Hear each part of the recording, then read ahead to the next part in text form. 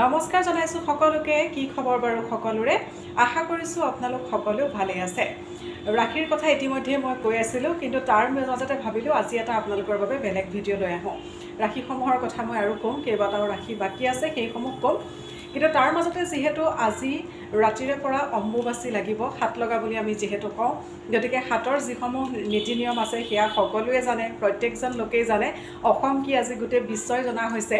আৰু এইকেইটা দিনত বিশেষকৈ আমি যদি মেডিটেশ্যন কৰোঁ আমি ধ্যানত বহিলে দুগুণে শক্তি লাভ কৰোঁ বুলি কোৱা হয় আৰু যিসকলে পূৰ্বে ধ্যান কৰিছে তেওঁলোকে ইয়াৰ অভিজ্ঞতাও লাভ কৰিছে গতিকে মই আজি ক'ব বিচাৰিছোঁ যে যিসকলে আপোনালোকে স্পিৰিচুৱেল লাইনৰ লগত আপোনালোক জড়িত যিসকলে ৰেকি কৰিছে আজিকালিতো বহু লোকে ৰেকি শিকিছে লামা ফেৰা শিকিছে এনেধৰণৰ যিসমূহ আধ্যাত্মিক দিশৰ লগত আপোনালোক জড়িত আপোনালোকে এইকেইটা দিনত ধ্যান কৰিব পাৰে খুব সুন্দৰ ফল লাভ কৰিব আপোনালোকে যিটো এনাৰ্জি ফিল কৰে দুগুণে ফিল কৰিব কোনটো সময়ত কৰিব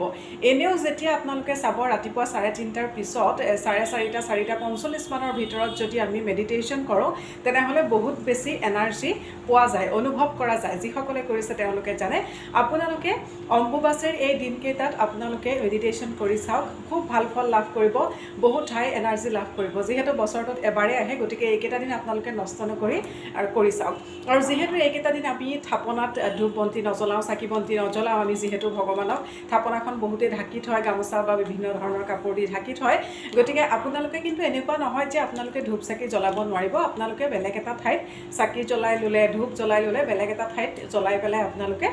ভগৱানক ভাবি আপোনালোকে মেডিটেশ্যন কৰিব পাৰে আৰু এই সময়ছোৱাত যিহেতু কোনো শুভ কাম কৰা নহয় এই দিনকেইটাত আমি জানো বহুতে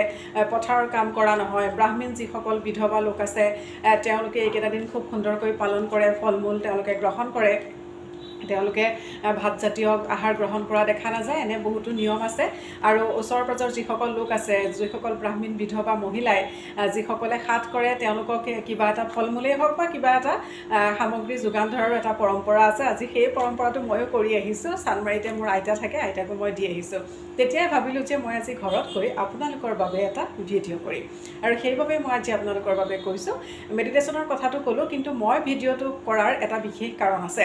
এই কাৰণটো হৈছে এই ৰঙা কাপোৰখন চাওক এইখন অম্বুবাচীত পোৱা যায় ইয়াৰ পূৰ্বে যিসকলে অম্বুবাচীলৈ গৈছে কামাখ্যা মন্দিৰলৈ গৈছে বহুতে হয়তো এই ৰঙা কাপোৰখন লাভ কৰিছে মোৰো সৌভাগ্য যে মই এই কাপোৰখন পাইছিলোঁ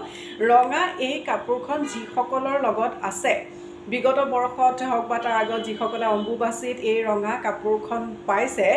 তেওঁলোকে মেডিটেশ্যন কৰোঁতে এইখন আপোনালোকে হাতত লৈ ল'ব এইখন হাতত লৈ মেডিটেশ্যন কৰিব আৰু তাৰপিছত আপোনালোকে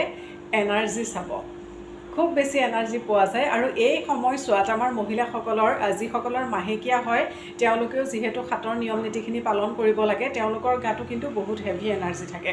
আৰু আমি যিসকলে মেডিটেশ্যন কৰিম এতিয়া অম্বুবাচীৰ সময়ছোৱাত এই সময়ছোৱাত আগতে যদি আপোনালোকে এই ধৰণৰ ৰঙা কাপোৰ পাইছে অম্বুবাচীত কামাখ্যা মন্দিৰৰ পৰা কামাখ্যা মন্দিৰত যিহেতু এইখন দিয়ে গতিকে ৰঙা কাপোৰখন আপোনালোকে হাতত লৈ মেডিটেশ্যন কৰক আপোনালোকৰ এনাৰ্জি দুগুণে লাভ কৰিব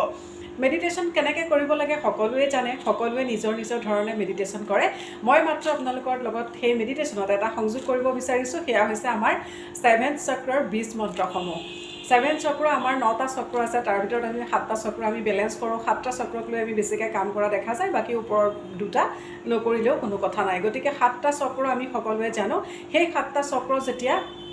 যিসকলে মেডিটেশ্যন কৰে তেওঁলোকেতো খুবেই ভালকৈ জানে 7টা চক্ৰৰ যিহেতু 20 মন্ত্ৰ থাকে আপোনালোকে মেডিটেশ্যনৰ সময়ছোৱাত যদি সেই 20 মন্ত্ৰ উচ্চাৰণ কৰিব পাৰে তেনেহ'লে খুবেই ভাল আৰু যিসকলে 20 মন্ত্ৰসমূহ নাজানে মই তেওঁলোকৰ কাৰণে কৈ দিছোঁ আপোনালোকে লিখি ল'ব পাৰে 20 মন্ত্ৰ কেইটা হৈছে প্ৰথম আমাৰ যিটো চক্ৰ আমি মূলাধাৰৰ পৰা চাওঁ ৰুট চক্ৰ মূলাধাৰ চক্ৰ আমাৰ জীৱনৰ সেইটো চালিকা শক্তি গতিকে সেই ৰুট চক্ৰ বা মূলাধাৰ চক্ৰৰ মূল মন্ত্ৰটো হৈছে লম গতিকে আপোনালোকে লম বুলি আপোনালোকে যদি কৈ যায় তেনেহ'লে আপোনালোকৰ মেডিটেশ্যনৰ মাজে মাজে আপোনালোকে কৈ গ'ল লম এই ধৰণে যদি কৈ যায় তেনেহ'লে আপোনালোকৰ চক্ৰসমূহো বেলেঞ্চ হৈ যাব মূলাধাৰ চক্ৰৰ পিছতেই আছে আমাৰ স্বাধিষ্ঠান চক্ৰ চেক্ট্ৰেল চক্ৰ সেই চক্ৰটোৰ 20 মন্ত্ৰটো হৈছে VAM VAM গতিকে আপোনালোকে ভম বুলি কৈ যাওক তাৰ পিছত আমাৰ চক্ৰটোৰ হৈছে ওপৰলৈ আহি থাকিব চক্ৰখিনি তাৰ পিছৰটো হৈছে মণিপুৰ চক্ৰ সোলাৰ প্লেক্সাছ চক্ৰ তাৰ 20 মন্ত্ৰটো হৈছে ৰাম আপোনালোকে সেইটো উচ্চাৰণ কৰিব পাৰে তাৰ পিছত আহিব আমাৰ হাৰ্ট চক্ৰত আপোনালোকে ক'ব পাৰে য়ম তাৰপিছত আহিব আমাৰ ডিঙিত যিটো আছে থ্ৰোট চক্ৰ, বিশুদ্ধ চক্ৰ, এই চক্ৰটোত আপোনালোকে কওক হম। তাৰপিছত আছে আমাৰ থাৰ্ড আইত আপোনালোকে কওক ওম। তাৰপিছত আমাৰ কি আছে ক্ৰাউন চক্ৰ। সেই ক্ৰাউন চক্ৰ সহস্ৰাৰ চক্ৰ আৰু থাৰ্ড আই চক্ৰটোক আমি আজ্ঞা চক্ৰ বুলি কওঁ। গতিকে যিটো ক্ৰাউন চক্ৰ আছে তাত যিহেতু আধ্যাত্মিকতাৰ লগত জড়িত সেই চক্ৰটো, তাত ক'ব আপুনি ওম। গতিকে এইখিনি আপোনালোকে কওক মেডিটেশ্যনৰ মাজে মাজে। 7 চক্ৰ আপোনালোকৰ বেলেঞ্চ হ'ব। আৰু 7 চক্ৰতে যিহেতু আমাৰ জীৱনৰ বিভিন্ন ঘাত প্ৰতিঘাত হওক বা বিভিন্ন দিশ জড়িত হৈ থাকে, এই চক্ৰসমূহ যেতিয়া আপোনাৰ বেলেঞ্চ হৈ থাকিব, যিসমূহ আপোনাৰ জীৱনত বাধা আছে সকলো বাধা আপোনালোকৰ দূৰ হৈ যাব। আৰম্ভণিতে যিহেতু কৈছোঁ, অম্বুবাচীৰ সময়ছোৱাত যিহেতু এনাৰ্জি দুগুণে লাভ কৰা যায়, দুগুণে অনুভৱ কৰা যায়। গতিকে এই সময়ছোৱাতে যদি আপুনি আপোনাৰ 7 চক্ৰ বেলেঞ্চ কৰি ল'ব পাৰে, তেনেহ'লে আগন্তুক আপোনাৰ যিসমূহ বাধা আছে, যিসমূহ বিপদ আছে, তাৰ পৰা আপুনি বহু বিপদ আঁতৰাব পাৰিব, বহু সুফল লাভ কৰিব। শেষত পুনৰবাৰ কৈছোঁ,